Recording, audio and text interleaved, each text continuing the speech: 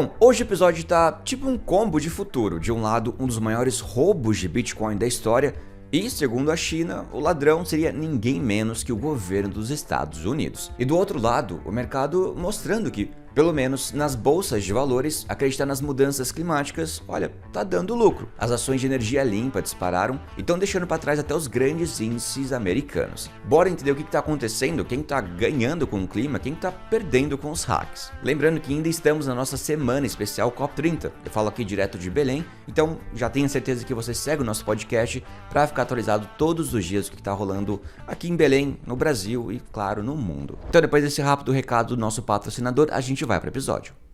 Investir lá fora ficou fácil. IOF 1,1%, a segurança de uma empresa regulada pelo Bacen e envio rápido e seguro via Pix. Remessa online. Acesse o site ou baixe o app. Um roubo de Bitcoin. Sim, a China está acusando os Estados Unidos de algo, digamos, um pouco fora do comum, de ter roubado Bitcoin.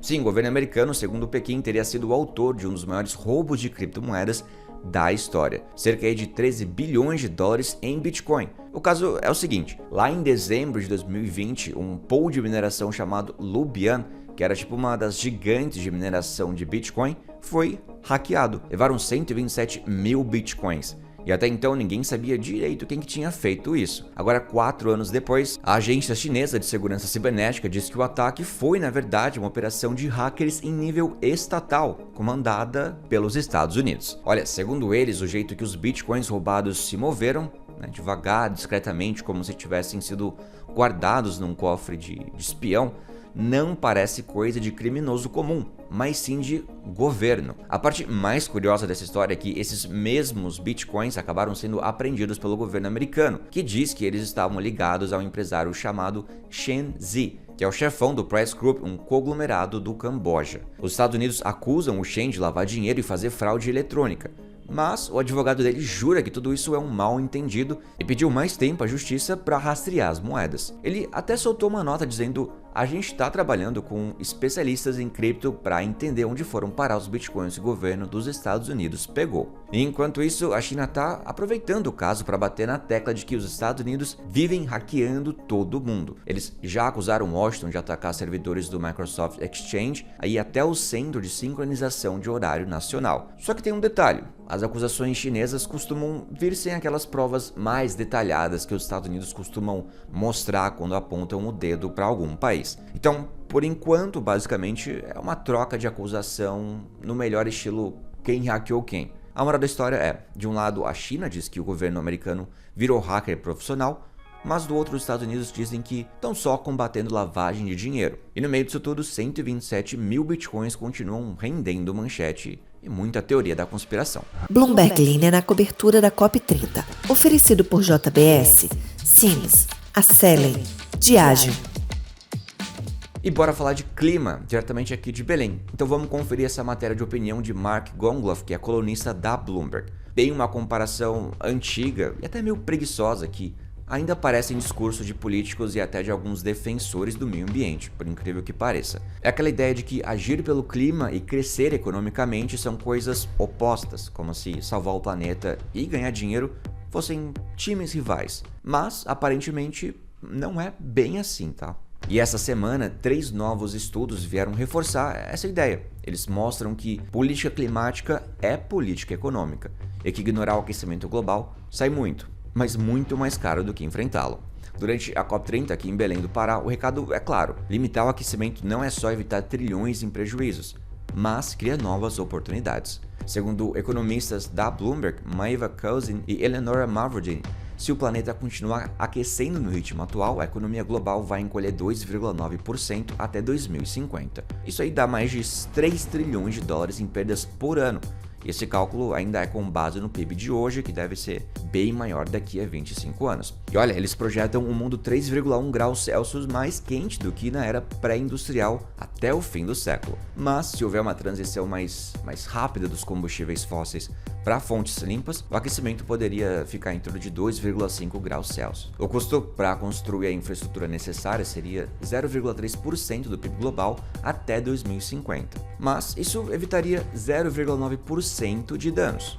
Ou seja, gastar um pouco agora para economizar o triplo depois. Claro que os impactos variam por país. Lá nos Estados Unidos, por exemplo, esse aquecimento de 3,1 graus Celsius cortaria 2,1% do PIB até a metade do século. Com uma transição mais rápida, esse prejuízo cairia para 1,2%. Mas, aparentemente, alguém precisa avisar o governo Trump dessa história. Olha só o quanto os desastres econômicos estão ficando mais caros nos Estados Unidos. Em 2000, o país gastava muito menos com furacões, incêndios e enchentes. Mas nos últimos 12 anos, essa conta praticamente dobrou. E hoje já se aproxima de $1 trilhão por ano. Esses custos incluem desde seguros e ajuda federal até a limpeza e os reparos depois dos desastres.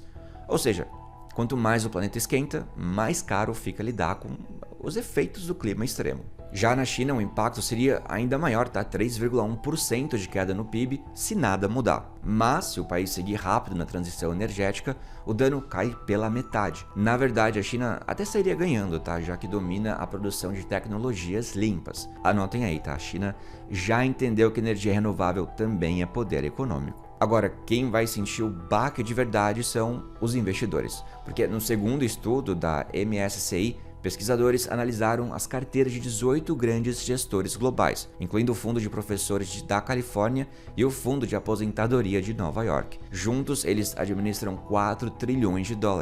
E descobriu-se que 55% das ações listadas nessas carteiras estão, olha só, vulneráveis a eventos climáticos extremos. Isso representa 1/4 de todos os ativos sob gestão. Em 2024, desastres naturais causaram $318 bilhões em prejuízos pelo mundo, e só 137 bilhões estavam segurados. Mas a MSCI lembra que o prejuízo não é só o que é destruído fisicamente.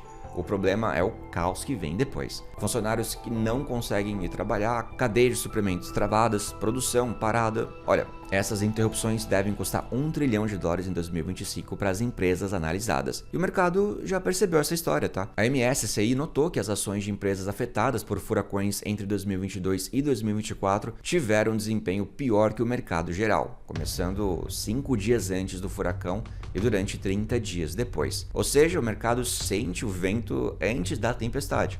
E não adianta tentar fugir escolhendo empresas seguras em lugares tranquilos, tá? Metade das receitas dessas companhias vem de fora de seus países de origem. Mesmo uma empresa baseada em, Bruxelas, pode sofrer com um furacão na Ásia. Quase todas as empresas afetadas estavam expostas a 2 riscos climáticos diferentes e 2/3 delas a 3 ou mais. E como o clima está cada vez mais caótico, os desastres agora vêm em combo. Seca com incêndio, furacão com onda de calor e por aí vai. O terceiro estudo dessa matéria de opinião é da empresa First Street, que analisou o risco climático das cidades. E o resultado é alarmante.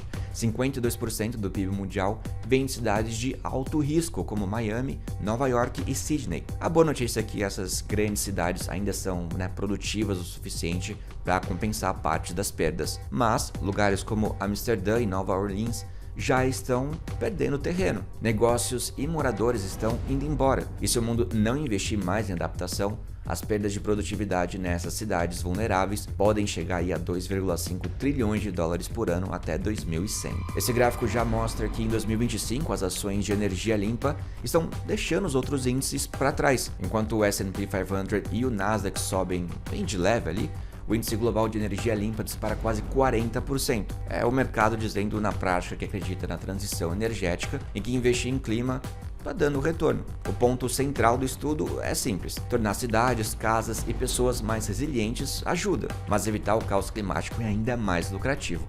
E vale lembrar, os lugares mais afetados costumam ser os que menos têm dinheiro para se adaptar. Porque, no final das contas, política climática é política econômica. Elas são a mesma foto. Eu sou o Alan Blanco, as informações são da Bloomberg News e o episódio foi editado por Loria Queiroz. E pessoal, eu vou ficando por aqui, muito obrigado pela audiência mais uma vez e a gente se encontra amanhã no próximo episódio. Big beijos!